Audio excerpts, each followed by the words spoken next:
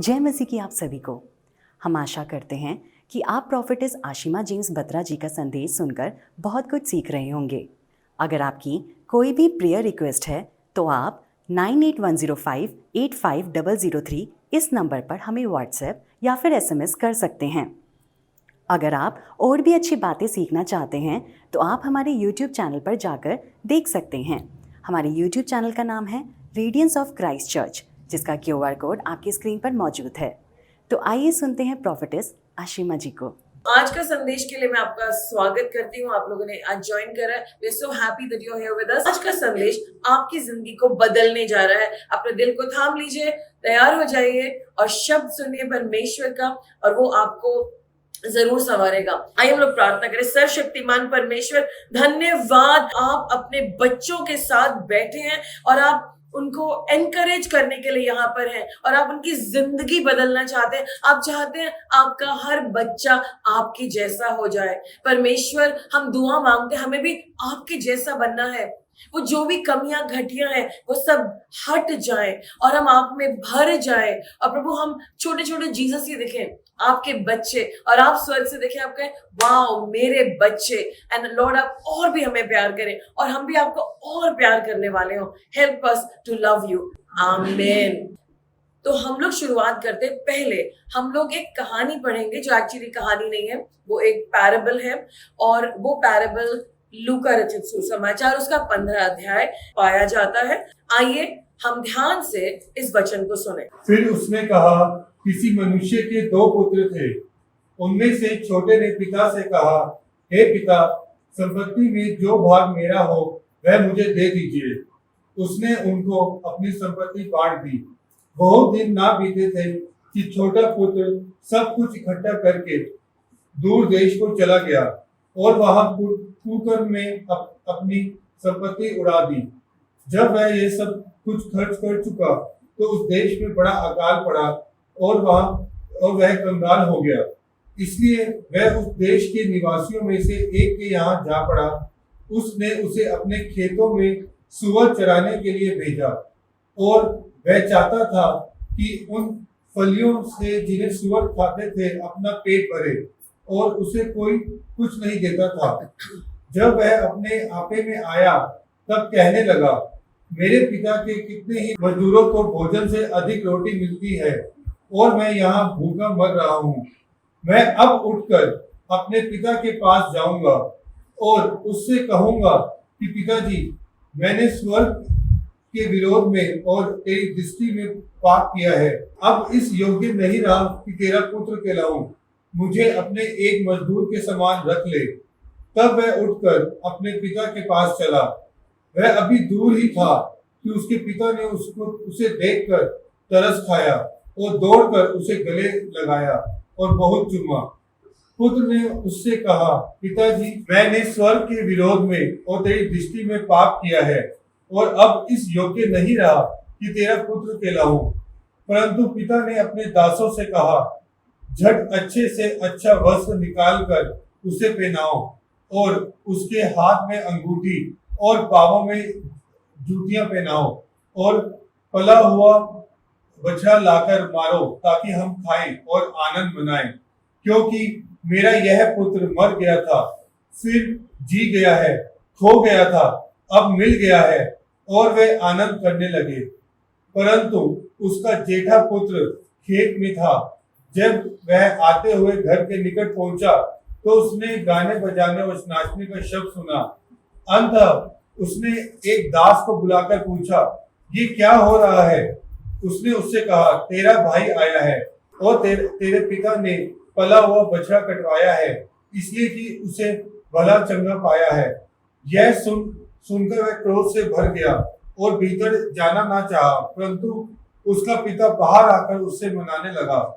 उसने पिता को उत्तर दिया, देख, मैं इतने वर्ष से तेरी सेवा कर रहा हूँ और कभी भी तेरी आज्ञा नहीं टाली, तो भी तूने मुझे कभी एक बकरी का बच्चा भी नहीं दिया कि मैं अपने मित्रों के साथ आनंद करता। परंतु जब तेरा यह पुत्र, जिसने तेरी संपत्ति वेश्यों में उड़ा दी, आया तो उसके लिए तूने पला हुआ बछड़ा कटवाया। उसने उससे कहा, पुत्र, तू सर्वदा मेरे साथ है और जो कुछ मेरा है वह सब तेरा ही है। आमेन। यहाँ पर यीशु मसीह ने जब शुरुआत करी इस दृष्टांत को बताने के लिए, उन्होंने ये नहीं बोला आओ मैं तुम्हें एक दृष्टांत बताऊं। वो यहाँ पर कह रहे एक आदमी था, उसके 2 बेटे थे, यानी कि एक रियल घटना है जो हुई थी और वो उसके बारे में चर्चा कर रहे थे। तो ये कहानी हम सब जानते हैं कि 2 पुत्रों के, मतलब ये कहानी उड़ाऊ पुत्र, इस कहानी का नाम है उड़ाऊ पुत्र। तो प्रोडिगल का मतलब है खर्चीला बेटा, जो कि सारी संपत्ति बर्बाद कर देता है। लेकिन एक्चुअली ये जो कहानी है ये 2 उड़ाऊ पुत्र के बारे में, एक उड़ाऊ पुत्र के बारे में नहीं है, सिर्फ खर्चे के बारे में नहीं है, लेकिन पिता के साथ एक ब्रेकडाउन के बारे में है कि दोनों बेटों का ब्रेकडाउन कैसे है। एक बेटा ऐसा था, जो छोटा बेटा है, उसने अपना प्रॉपर्टी राइट, हक जमाया। पर आपको पता है ये जो प्रॉपर्टी राइट उसे कि मुझे मेरा शेयर दे दो, ये शेयर कब एक्टिवेट होता है? किसी के मरने के बाद। हम हिंदुस्तानी लोग हैं, हम सब जानते हैं, अगर हमें अपने माता पिता की संपत्ति चाहिए है तो वो उनकी मृत्यु के बाद मिलेगी। जब वो जिंदा है हम नहीं मांग सकते। और व्यवस्था विवरण 21 के 17 में लिखा है कि ये जो नियम था ये मूसा को दिया गया था, और उसका नियम था पहलौटे को अपनी जो भी तुम्हारा शेयर है उसका दुगना मिलेगा, और जो 1/3 पोर्शन है वो छोटे वाले को मिलेगा। ये रूल है। तो यानी कि जब उसके पिता की मृत्यु होती, ऑटोमेटिकली बड़े को 2 शेयर्स मिलते और छोटे को 1। तो छोटे को उन्होंने 1 शेयर दिया और वो निकल गया और वो चला गया। और यहाँ पर हम देखते हैं कि उसको एक्चुअली ये मांगना नहीं चाहिए था, पता नहीं, लेकिन पिता ने उसको दे दिया और वो चला गया यहाँ पर। तो यहाँ पर जो छोटा बेटा है वो पिता को नहीं जानता था, क्योंकि अगर वो पिता को जानता तो वो अपने सब कुछ को छोड़ करके, पिता को छोड़ करके नहीं जाता। उसने अपनी पीठ, मतलब उसने कहा है मुझे मेरा सब कुछ दे दो, मेरा शेयर दे दो, मुझे पापा नहीं चाहिए हैं। And he is walking away from the father. तो उसके लिए उसके पापा, उसके भाई की डेथ हो चुकी है, देयर ओवर। उसके लिए पैसा गॉड है, उसको पैसा चाहिए है, and he will go away, and that's what we are seeing. And then हम ये भी देख रहे हैं, बड़ा जो भाई है, द फर्स्ट बॉर्न, वो फादर को पैसों के लिए ब्लेम कर रहा है, मैंने एंजॉय नहीं करा। वो भी अपने पिता को नहीं जानता है, छोटा नहीं जानता है। जो जस्ट इमेजिन ये सारा पैसा कहाँ से आया है जो छोटे ने लिया है, या जिसके ऊपर क्लेम बड़ा कर रहा है, इसको पिता ने कमाया है बहुत मेहनत से, या उसके पुरखों का है, व्हाटएवर। लेकिन right now he is the custodian, उनके पास है। वो उस पैसे को फेंके, रखे, किसी और को बांट दे, that is up to him. But जो बेटे हैं वो ऐसी बात कर रहे हैं। एंड ये दोनों बच्चे बड़े हैं, लाइक बच्चे नहीं है, ये दोनों बड़े हैं। दे फुली नो कि क्या लॉ है। लॉ पता है उस लड़के को, लॉ, उसने आधा लॉ यूज करा है कि मेरा हिस्सा दे दो। भाई हिस्सा तो मरने के बाद दिया जाता है, हिस्सा चाहिए पर बाप नहीं चाहिए। बाप के मरने तक का इंतजार नहीं कर सकता वो। Are you seeing what is happening here? यहाँ पर हम एक खास बात क्या देख रहे हैं, दोनों बेटे अपने पिता का कैरेक्टर ही नहीं जानते हैं, because they are full of themselves. अपना नशा है, अपनी उम्र का नशा है, जो उन्हें चाहिए है उसका नशा है। एंड दोनों एब्सेंट है, दोनों अवेलेबल नहीं है। उनको ये नहीं पता कि उनके पिता सेवक हैं। कैसे हमें पता सेवक है? क्योंकि आज उनके इतने सारे नौकर चाकर हैं, लेकिन जब उन्होंने ये सारा साम्राज्य बनाया होगा, ये वेल्थ बनाई होगी, तब उन्होंने खुद मेहनत करी होगी। उनका बड़ा बेटा भी कर रहा है, राइट? उनके छोटे बेटे को भी करना चाहिए था। वो एडवाइस भी लेते हैं। आप एक बात सोचो, किसी का बेटा कह रहा है मुझे सारी संपत्ति चाहिए, मेरा हिस्सा, और मैं जा रहा हूं, क्या पिता ने ऐसे दे दिया होगा? बड़े बुजुर्गों को बुलाया होगा, घर के लोगों को बुलाया होगा, ये छोटा वाला ऐसा कह रहा है, मैं क्या करूं? वो एडवाइस ली होगी, उन्होंने सोचा होगा, मनन करा होगा। वो एक समझदार इंसान है। लेकिन वो हम यहाँ पर एक मैनिपुलेशन नहीं देख रहे। देखिए, दुष्ट जब भी आपको कुछ कन्विंस करेगा, वो मैनिपुलेट कर करके आपको कन्विंस करेगा। लेकिन खुदा कभी भी मैनिपुलेशन नहीं यूज करते। क्यों? क्योंकि उन्होंने आपको चॉइस दी है। अगर आज आप कहेंगे मुझे इस एरिया में गॉड की हेल्प नहीं चाहिए, मुझे मेरा मन करना है, गॉड आपको मैनिपुलेट नहीं करेंगे। वो आपके पास नबी भेजेंगे, लोग भेजेंगे, गाइडेंस भेजेंगे, आपको वार्न करेंगे, आपको अलग अलग तरह से वर्ड के थ्रू वार्न करेंगे, और आपको अलग जगह से पता चलना शुरू हो जाएगा गॉड आपसे कुछ कह रहे हैं। लेकिन उसके बाद वो आपसे कहेंगे चुनाव तुम्हारा है। पिता परमेश्वर अपने राज्य में लोगों को लाने के लिए या कुछ भी मनवाने के लिए कभी मैन्युपुलेट नहीं करते, लेकिन वो चेतावनी पे चेतावनी जरूर देते हैं, क्योंकि बच्चे हैं उनके। एंड आई एम श्योर इस पिता ने ऐसा जरूर किया होगा। और ये पिता बहुत ही सेंसिबल है, बहुत ही सेंसिटिव है। मैं समझ सकती हूँ उनको कैसा महसूस हुआ होगा जब उनका बेटा अपनी पीठ करके अपने पिता से दूर चला गया होगा। उनके मतलब दिल के अंदर क्या बीता होगा, हम उसको कैसे पहचान सकते हैं। उनके दिल पे क्या बीता जब वो आया, जब वो वापस आया। उनके आनंद से हमें पता चला कि उनको कितना दर्द हुआ होगा, किस दुख में वो होकर के गए होंगे। So we see he is a good father. और ये सारे कैरेक्टर उनके दोनों बेटों को दिखाई नहीं दे रहे हैं, वो अपने वर्ल्ड में हैं। और फिर हम आगे देखते हैं कि ये दोनों बेटों को पिता का प्यार नहीं दिखाई दे रहा है। ही इज अ लविंग फादर। एक पिता अपने बेटे को उसकी वेल्थ उसके मांगने पे दे रहा है। This requires some higher kind of love. और यहाँ पर हमें समझना चाहिए पिता का जो मन है, पिता को पहचानने के लिए, पिता के लिए आंखें खोलने के लिए आप देखो कि वो आपको किस ढंग से माफ करते हैं, वो आपको किस तरह से वेलकम करते हैं। जब सत्य सत्य सत्य 100% पश्चाताप होता है।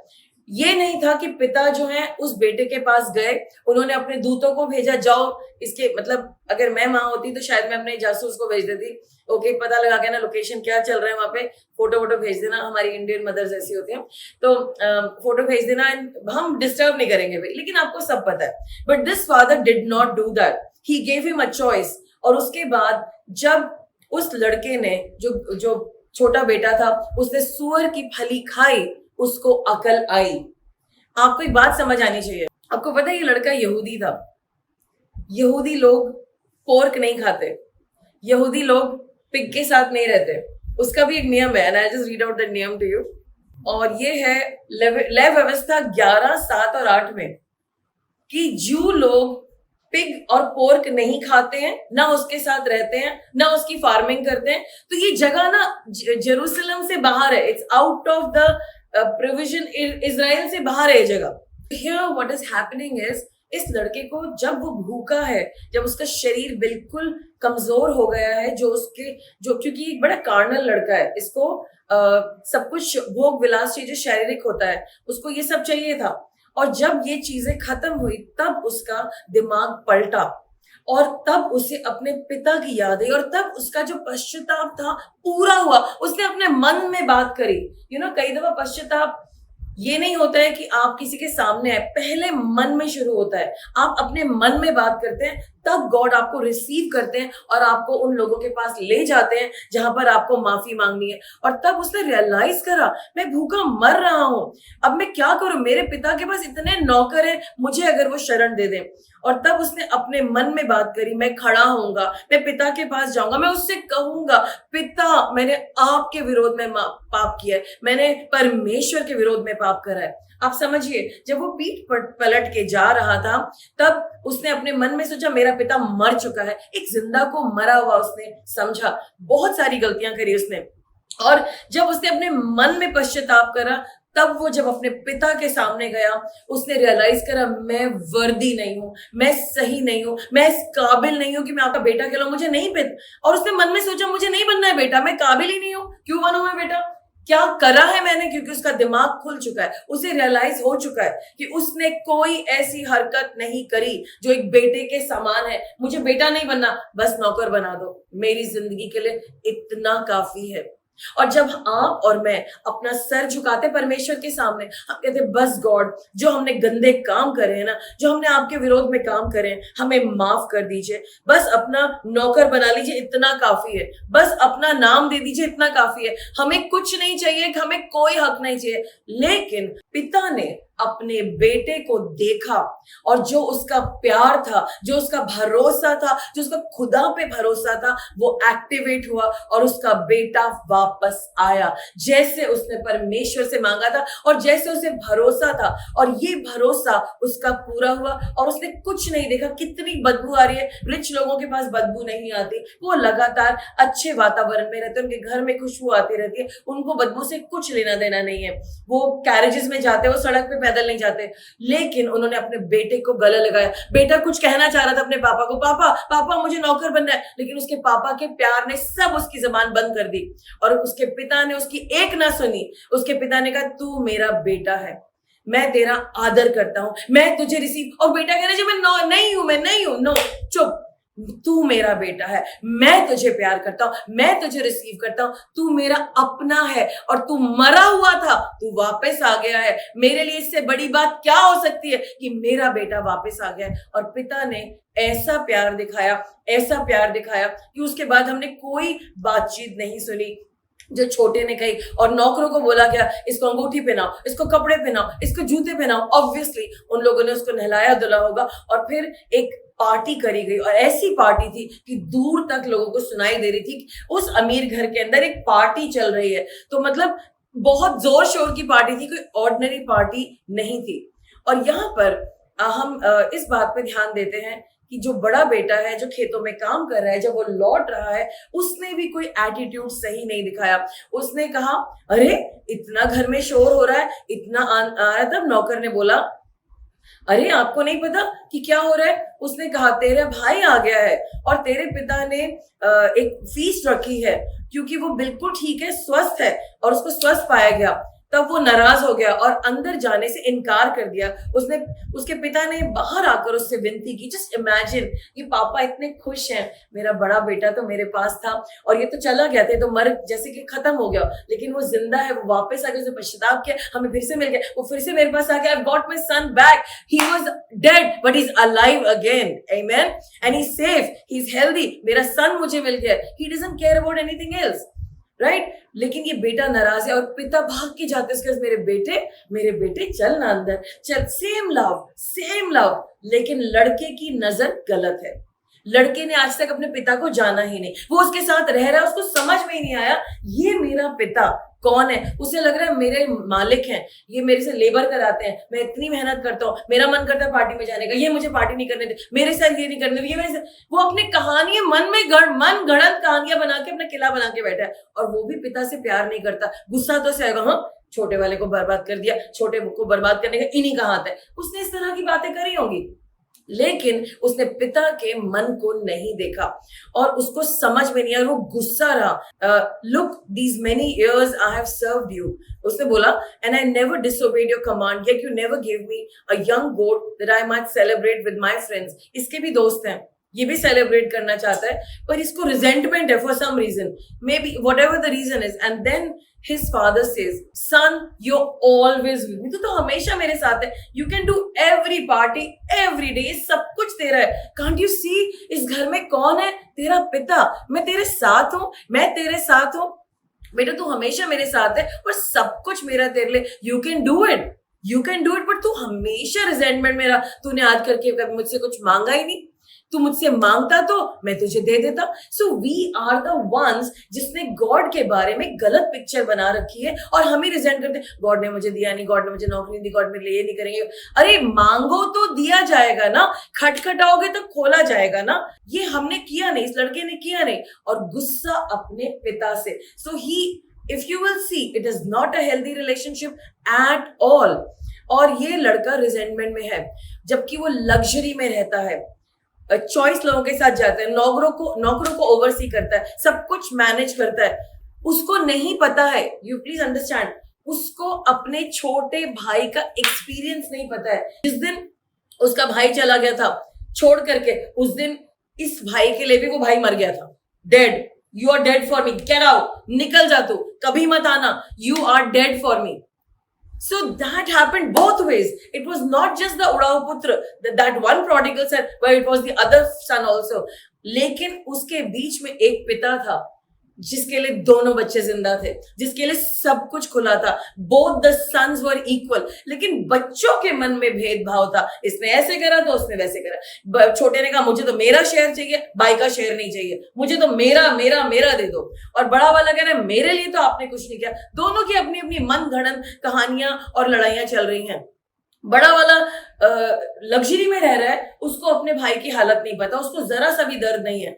बड़ा वाला पिता के साथ है, हमेशा अच्छा चल रहा है, उसको नहीं पता कि मेरे भाई ने माफी मान ली है, समझ गया है, वो बदल गया है, वो सचमुच में वापस आया, वो अपने नौकर बनने के लिए। तो क्या मैं अपने इतने सारे नौकरों की केयर करता हूं, तो क्या मैं अपने भाई को नौकर की जगह नहीं दे सकता?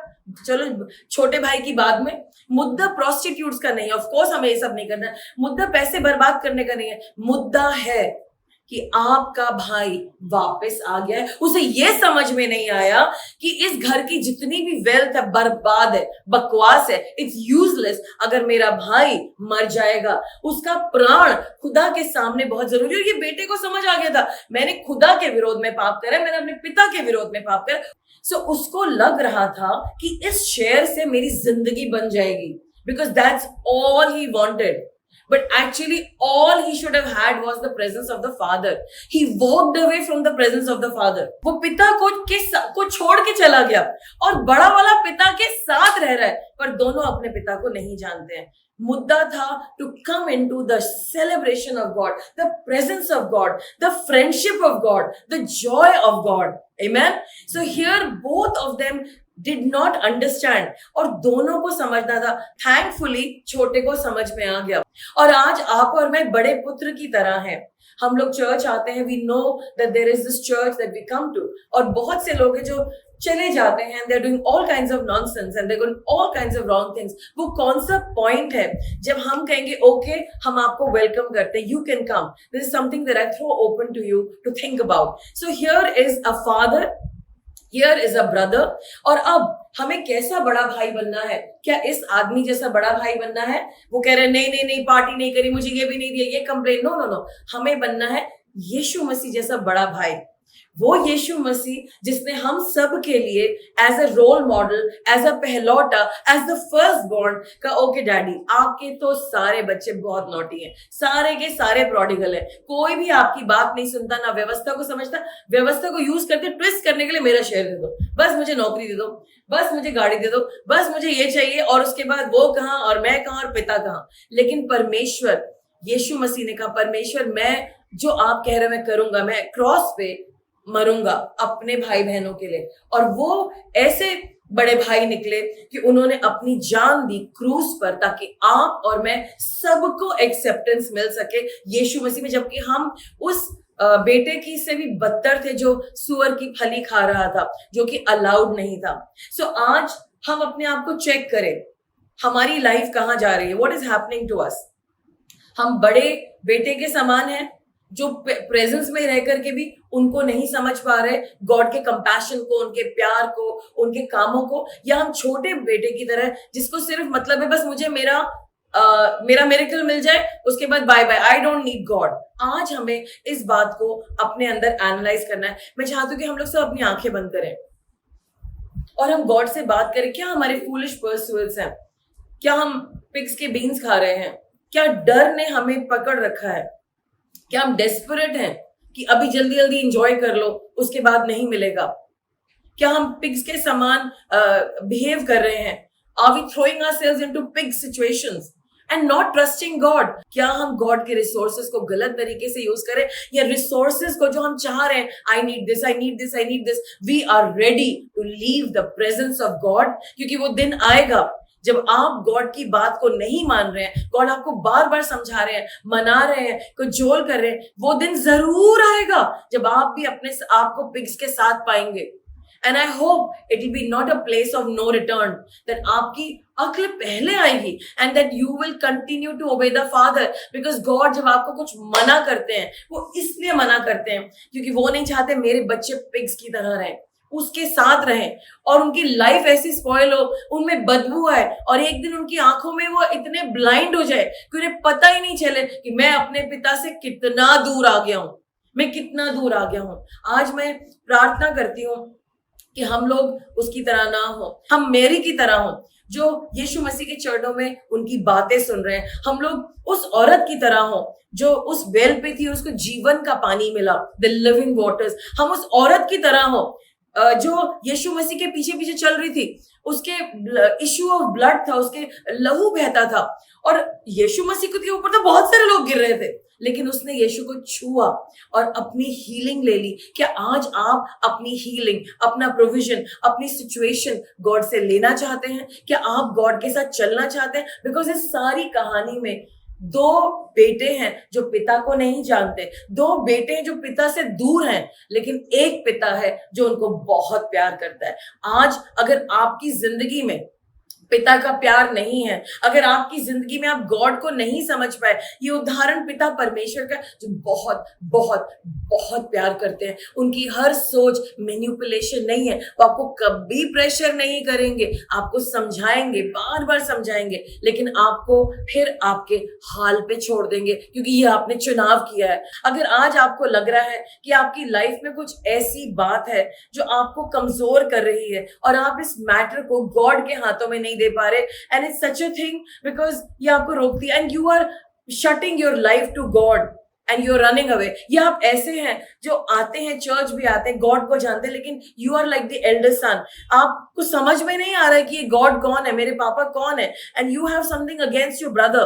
आपको मालूम है कि आपको बदलना है, आपको सिर्फ और सिर्फ अपने पिता के मन को जानना है, आपको अपने पिता को जानना है, उसके प्यार को जानना है। तो आप खुदा से मांगिए, just talk to God, talk to the father. God, मैं आपकी प्रॉब्लम पता क्या है? सिर्फ ये कि आप अपने पापा को नहीं जानते। जिस दिन आप पापा को जान जाएंगे, उनका प्यार जान जाएंगे, ना आप बड़े बेटे की तरह होंगे, ना आप छोटे बेटे की तरह होंगे। यू विल बी चिपकोड टू गॉड। आप चिपके हुए होंगे गॉड के साथ, जैसे यीशु मसीह चिपके हुए थे। और आज परमेश्वर आपके साथ है, वो आपके पिता हैं, वो आपसे प्यार करते हैं। यीशु मसीह आपके अंदर द होप ऑफ ग्लोरी, और जो यीशु मसीह का है वो सब आपका है, बल्कि सब कुछ आपका है। You are coheirs with the elder brother. आज जो भी स्वर्ग में गॉड का है, जो उन्होंने यीशु मसीह को देने के लिए रेडी रखा है, वो सब आपका है। क्या आप सब कुछ चाहते हैं या आप गॉड को चाहते हैं? और ये तो मिल ही जाएगा। So just talk to God, just call out, हे पिता परमेश्वर, हे पिता परमेश्वर, बोलिए, हे पिता मेरे परमेश्वर, मैं आपके सामने आता हूँ। आज मुझे आप जज करिए, मेरे दिल को देखिए, मैं बड़ा बेटा हूँ या छोटा बेटा हूँ, जो भी गलती मैं कर रहा हूँ मैं इसके लिए माफी मांगता हूँ। चेंज मी गॉड, हम्बल मी गॉड, हेल्प मी गॉड। ना मुझे छोटे बेटे जैसा बनना है, ना मुझे बड़े भाई जैसा बनना है, मुझे यीशु मसीह जैसा बनना है, ताकि मैं हमेशा पिता परमेश्वर की प्रेजेंस में रहूं। आज के बाद परमेश्वर का प्रेम मेरे अंदर से बहे, और मैं एक अच्छा बड़ा भाई हूं, और मैं एक प्यारा प्रेमी हूं, छोटा भाई जो गॉड से प्यार करता है और गॉड से दूर नहीं भागता, गॉड की ओर भागता है। और मैं बाकी छोटे भाइयों को आपके पास लाने वाला हूं। Help me God, help me, change me. मैं अपने पिता के प्यार को समझ पाऊं, मैं अपने पिता की सैक्रिफाइस को समझ पाऊं, मैं अपने यीशु मसीह की सैक्रिफाइस को समझ पाऊं। थैंक यू जीसस, आप इतने अच्छे बड़े भाई हैं कि आपने अपनी जान मेरे लिए दी। आप मारे गए, आप गाड़े गए, आप तीसरे दिन जी उठे, और अब आप स्वर्ग में हैं, और मेरी ये देखने के लिए कि जो जो आपने मुझे प्रॉमिस किया है वो पूरा हो रहा है कि नहीं हो रहा है। आई थैंक यू फॉर दैट। आज मेरे सब पापों को माफ कर दीजिए, माफ कर दीजिए, तहे दिल से मैं माफी मांगता हूँ। जो भी हिसाब किताब दुष्ट के पास है मेरे विरोध में, उसे फाड़ के फेंक दीजिए, मेरी जिंदगी में आ जाइए। I welcome you in my heart.